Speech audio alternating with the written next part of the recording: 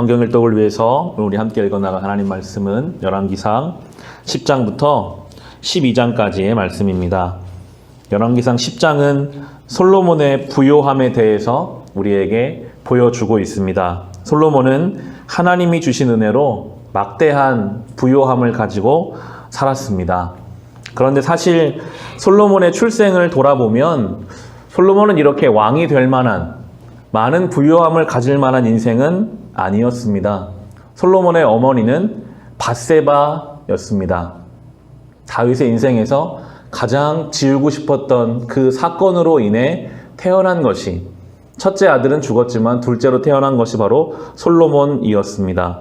성경에 기록된 사건, 많은 사람들 앞에서 다윗이 자기 입으로 고백했던 자기의 신하를 죽이고 자기가 취한 그 여인으로부터 태어난 솔로몬은 아마 자라면서 자기 형제들에게 많은 비난과 조롱을 들으면서 자라났을 것입니다. 그런데 하나님께서는 그 솔로몬을 다윗에 이어 왕으로 세우셨고 그 솔로몬을 통해 성전을 짓게 하셨고 그 솔로몬의 인생에 엄청난 부와 명예를 허락해 주십니다. 성경은 계속해서 솔로몬이 대단한 왕이 아니라 하나님이 그에게 주신 것임을 강조하고 있습니다. 10장에 23절, 24절 보시면 솔로몬 왕은 재산에 있어서나 지혜에 있어서나 이 세상의 그 어느 왕보다 훨씬 뛰어났다. 그래서 온 세계 사람은 모두 솔로몬을 직접 만나서 하나님께서 그의 마음에 넣어주신 지혜의 말을 들으려고 하였다. 솔로몬이 가지고 있던 이 지혜와 이 재산은 하나님이 그에게 허락하여 주신 것이었습니다. 그런데 솔로몬은 하나님이 나에게 주신 그 물질을 많이 가지고 살아가는 인생이 반복되어 가면서부터 하나님을 빼고 그냥 그 물질에 만족하는 삶이 되어 버렸습니다. 그래서 그 인생의 말년에는 하나님을 떠나가는 많은 시험을 경험하게 된 인생이 되어 버리는데요. 11장 1절입니다. 솔로몬 왕은 외국 여자들을 좋아하였다.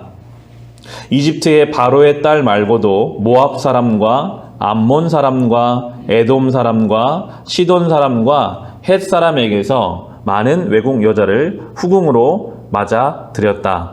3절 보시면 그는 자그마치 700명의 후궁과 300명의 첩을 두었는데 그 아내들이 그의 마음을 사로잡았다. 무려 1000명이나 되는 여인을 옆에 두고 살았습니다. 처음에는 아마 정치적인 이유로 여러 나라들과 혼인으로 나라를 평안하게 하겠다라는 계획도 있었을 것입니다. 그러나 1000명이나 되는 여인은 이미 정도를 지나친 잘못된 욕심의 결과로 되어버렸고 그들이 솔로몬의 마음을 하나님에게서 멀어지게 만들어 버렸습니다. 하나님은 솔로몬을 향해 진노하셨고 그에게 경고하십니다. 이어지는 9절과 10절 보시면 이와 같이 솔로몬의 마음이 주 이스라엘의 하나님을 떠났으므로 주님께서 솔로몬에게 진노하셨다. 주님께서는 2번씩이나 솔로몬에게 나타나셔서 다른 신들을 따라가지 말라고 당부하셨지만 솔로몬은 주님께서 하신 말씀에 순종하지 않았다. 솔로몬은 어느 순간부터 하나님을 두려워하지 않는, 나 하나님 없이도 잘 살 수 있겠다는 생각이 아마 들었을 거예요.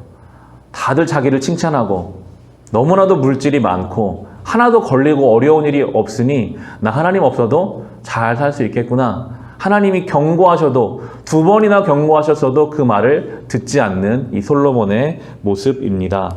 결국 이러한 솔로몬의 죄 때문에 이스라엘은 분열되게 되고 그 이후로 많은 어려움들을 겪게 됩니다. 솔로몬 때에도 하나님이 솔로몬의 대적들을 세우십니다. 한 장을 넘기셔서 11장에 25절 보시면 르손과 하닷이라는 대적들이 이제 나오게 됩니다. 11장 25절 그리고 26절 보시면 르손은 솔로몬의 일생 동안에 이스라엘의 대적자가 되었다. 그렇지 않아도 솔로몬은 하닷에게 시달리고 있었는데 엎친 데 덮친 격으로 르손에게도 시달렸다. 르손은 시리아를 다스리는 왕이 되어서 계속하여 이스라엘을 괴롭혔다. 느밧의 아들 여로보암은 에브라임족의 스레다 사람으로서 한동안은 솔로몬의 신하였다. 이 사람까지도 솔로몬 왕에게 반기를 들어서 대적하였다.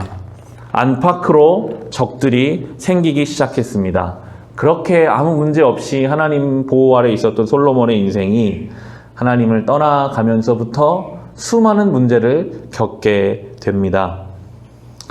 솔로몬은 전도서를 적은 사람인데 전도서를 묵상해 보면 아마도 그의 인생의 말년에 이 모든 죄를 회개하고 하나님 앞에 쓴 책을 전도서라고 봅니다. 그리고 전도서의 가장 마지막인 12장 13절 14절에 보면 솔로몬은 이런 고백을 하고 있습니다. 할 말은 다 하였다. 결론은 이것이다. 하나님을 두려워하여라. 그분이 주신 계명을 지켜라. 이것이 바로 사람이 해야 할 의무다. 하나님은 모든 행위를 심판하신다. 선한 것이든 악한 것이든 모든 은밀한 일을 다 심판하신다. 라고 하며 전도서가 끝납니다. 솔로몬은 인생의 말년에 아마 철저히 느꼈을 것입니다. 솔로몬 위에 아무도 없다라고 생각하고 한동안 살았을 거거든요. 하나님도 없이 자기 말대로 다 되니까요. 그런데 자기 인생을 돌아보니 하나님을 두려워하지 않았던 자기의 인생을 하나님이 철저하게 심판하시는 것을 경험하면서 하나님을 두려워하는 인생이 돼야 한다라고 스스로 전도서를 적어가고 있습니다. 하나님을 두려워하는 인생이 우리도 돼야 하겠습니다. 하나님을 온전히 두려워하면 그 어떠한 것도 우리를 두렵게 할 수 없습니다. 오직 하나님만 두려워하며 살아가는 인생은 세상 앞에서는 담대합니다. 그런데 우리는 때로 세상을 더 두려워할 때가 많이 있는 것 같아요. 내가 원하는 일이 내 뜻대로 안 되면 어떡하나? 우리를 두렵게 하는 수많은 것들 때문에 오히려 하나님을 두려워하지 않고 사는 인생은 아무리 부유하게 된다 할지라도 결국 이 솔로몬처럼 될 수밖에 없음을 성경은 우리에게 보여주면서 하나님을 두려워하는 인생, 하나님을 온전히 섬기는 인생을 주님께서 우리에게 요구하고 계십니다. 이 하루도 살아계신 하나님을 온전히 생각하며 살아갑시다.